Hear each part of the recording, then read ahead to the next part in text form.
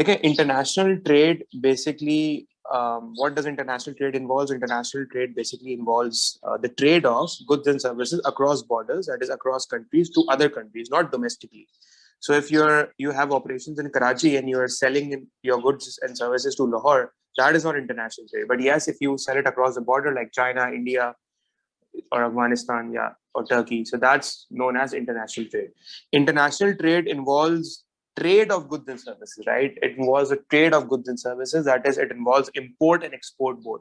A lot of people think that international trade is only talking about only exports, but international trade also involves trade. When you talk about the word trade, we're talking about imports as well.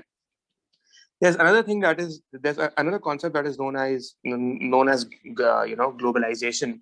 That globalization basically has in the past decade or so has promoted international trade a lot. And what is globalization? So basically, there's no perfect definition for globalization. It means different things. It's a broad term, but what globalization means is that we're talking about economic changes. We're talking about social changes. We're talking about technological changes.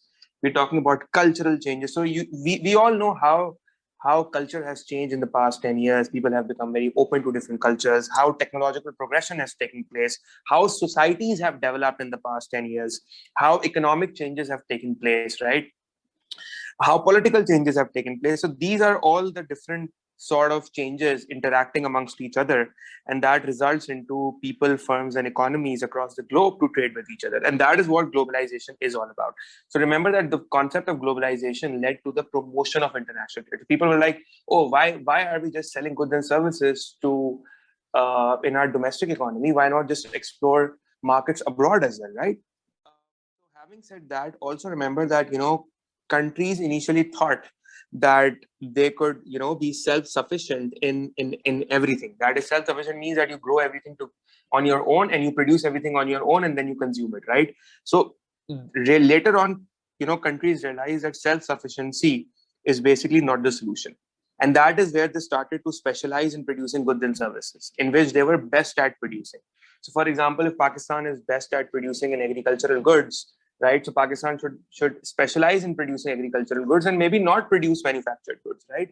Maybe it should import manufactured goods from other countries. So the concept of when international trade started taking place, so people realize that you should actually, when you're engaging into international trade, or when you're exporting and then you're importing, so you should produce those goods and services in which you are best at producing. When you talk about best at producing, so basically they realize that we should actually specialize in the production of goods and services in which you are basically best at producing. And when you specialize in those goods and services in which you are best at producing, you can actually produce it at a low cost. Now, when you talk about producing something at a low cost, there are two types of cost economists consider. First is your in terms of your international trade. So there's average cost and then there's opportunity cost. Now, I'm not going to be going into a lot of details since this is more relevant to A levels, but just to let you know that what countries then decided to do was that they basically decided to specialize in producing those goods and services in which they were best at producing, and they could basically produce it at a low cost. Now, iski wajah se, so now what happened because of this was that this led to producing them greater quantities of goods. Obviously, when you specialize in something, you're able to produce in bulk quantities, greater quantities. So when countries started producing them in greater quantities, and then they started to export those quantities as well. Not only export it, but domestically consume it as well. So basically what happened was that they were exporting it as well, they were domestically consuming it as well. So domestic demand was also met, international demand was also met, right? And then what they did was that they said that we are going to import those goods and services which we are not producing or which we are not very good at producing. So instead of producing those goods and services which we are not good at producing, maybe let's say Pakistan has a very high cost in producing manufactured goods, right? Maybe Pakistan does not have the right skills. Maybe Pakistan does not have the right factors of production to produce capital goods, right? Maybe Pakistan lacks resources, right? Maybe Pakistan lacks technology. But still, if you're going to end up producing those manufactured goods, you're going to end up producing it at a very high average cost, while other countries will be producing it at a low average cost, right? So they will be more competitive than you. you won't be competitive, they will be more competitive, right? And obviously, the more competitive you are, the more international markets you can cater to. So instead of producing it ourselves, we should actually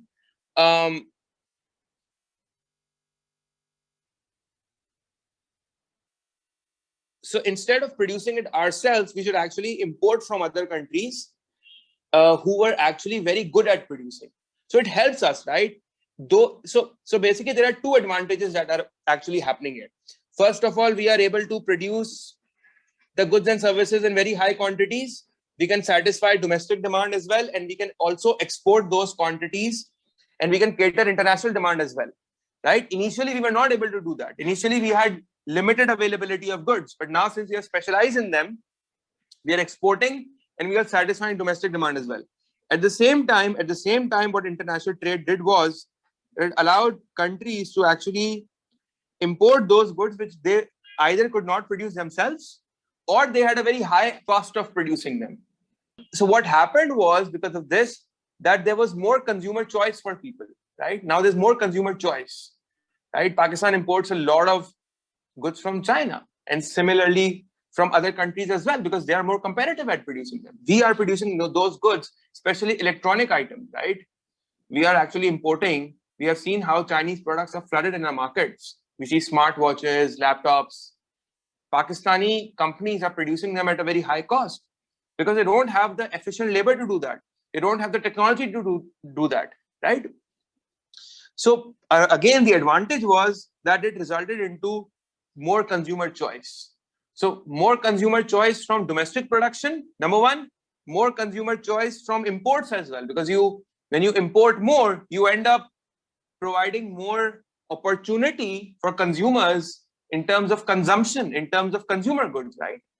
So again, this was a direct advantage of international trade. And why was this possible? It was possible because in the past 10 years, 12 years, the concept of globalization became increasingly popular, and countries realized that, we should, engage international markets as well, international countries as well.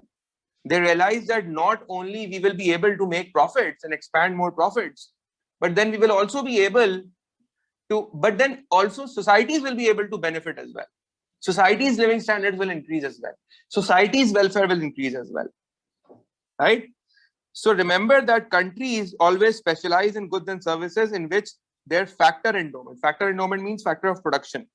So their factor of production was best and suitable for producing it, right? So wherever the factor endowment was best and suitable for producing it, like Pakistan has a good factor endowment for agricultural goods. That is those goods and services that could be produced at a low average cost, right?